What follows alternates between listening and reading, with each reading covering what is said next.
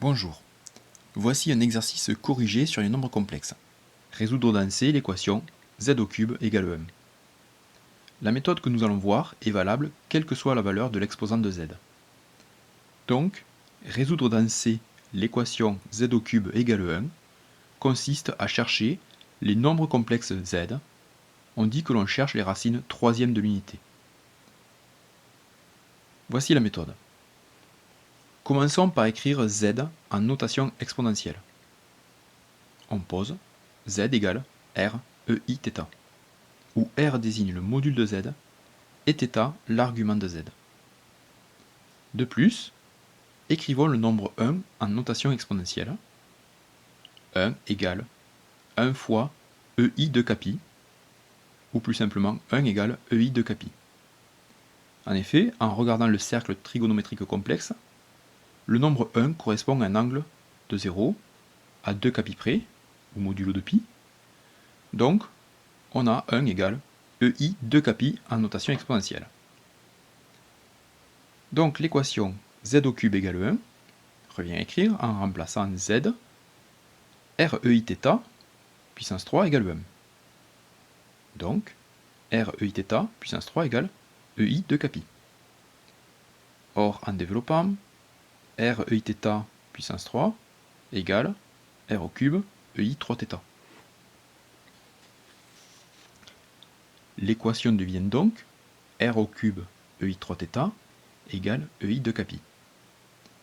Or, l'égalité est vérifiée si module et argument de chaque membre sont égaux.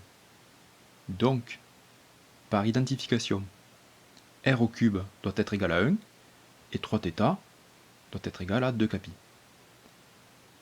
On obtient donc r égale 1 et θ égale 2 capi sur 3.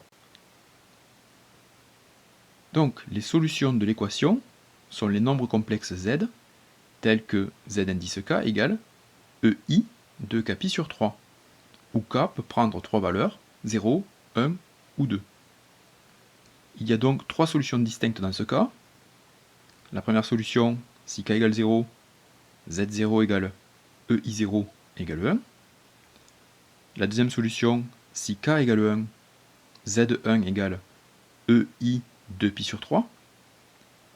En notation trigonométrique, ça nous donne z1 égale cosinus 2pi sur 3 plus i sinus 2pi sur 3.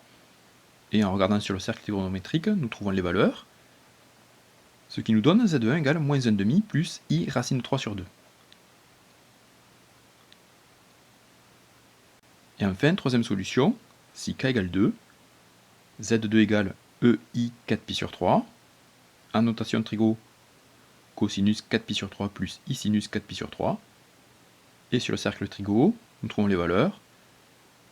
z2 égale moins 1,5 moins i racine de 3 sur 2.